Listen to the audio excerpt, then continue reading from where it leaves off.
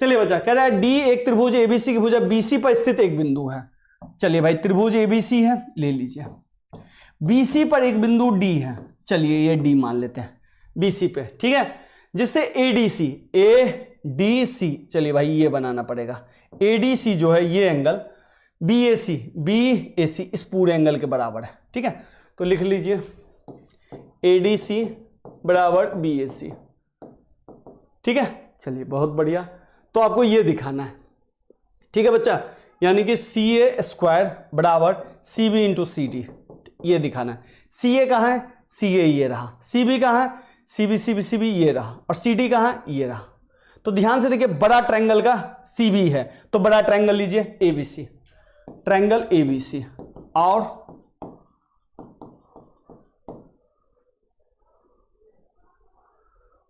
अर्शनूर कौन है, ये क्रेजी बॉय, क्रेजी बॉय, चलिए ठीक है। और छोटा ट्रायंगल देखिए बच्चा सीडी भी है ना, तो सीडी तो छोटा ट्रायंगल में तो हमने कैसे लिया, ए बी सी लिया, तो इसको लिख लेते हैं ए नहीं लेंगे, ए बी सी लिया बच्चा, इसको ना ए बी सी नहीं लेके हम ना यही लेते हैं, ये ट्रायंगल जो दिया है ना वैसे लेते हैं, रुक जाओ बी ए सी ले लेते हैं, ठीक है, कारण है बी ए सी लेने का,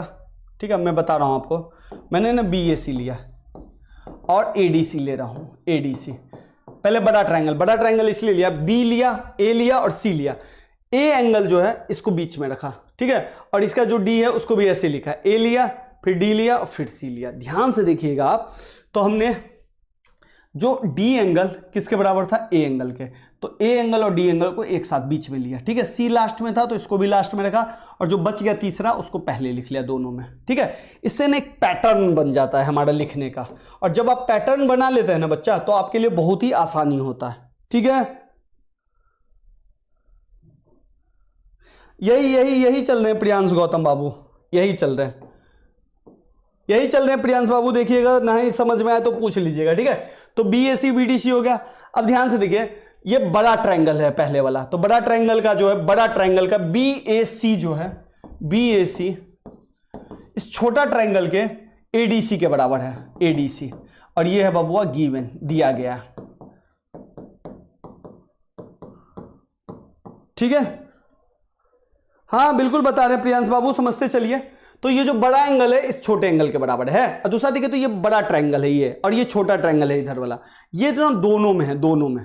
तो दोनों में है तो हम क्या लिखेंगे, एंगल सी बराबर एंगल सी, तो ये हो गया बच्चा उभयनिष्ठ। नहीं समझ में आया बच्चा तो पूछ लीजिएगा कि भैया नहीं समझ में आया, ठीक है, तो कोई दिक्कत नहीं है, पूछने के लिए बता दिया जाएगा फिर से। तो ए से क्या हो गया, त्रिभुज बी ए सी समरूप त्रिभुज ए डी सी। अब मैंने आपको हमेशा क्या बताया,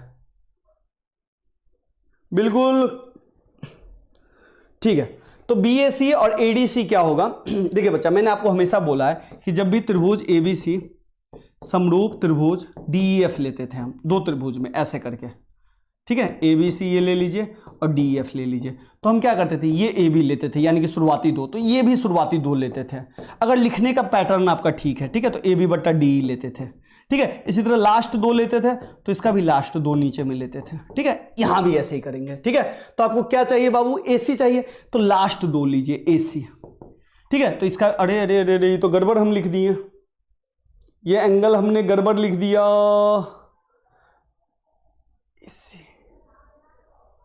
डीसी, नहीं ठीक है, लास्ट दो तो ये भी लास्ट दो, ठीक है, एसी बटा डीसी लिख दिया। अब सीबी ये दो चाहिए हमको, सीबी ये दो, तो हमको भी ये दो चाहिए एसी, ठीक है। तो इसको इससे गुना कीजिए, इसको इससे गुना, एसी को एसी से गुना करेंगे तो क्या आ जाएगा, एसी स्क्वायर, और डीसी को सीबी से गुना करेंगे तो क्या आ जाएगा, ये आ जाएगा। क्लियर है, कोई दिक्कत, फिर से नहीं समझ में आया तो पूछ लीजिए।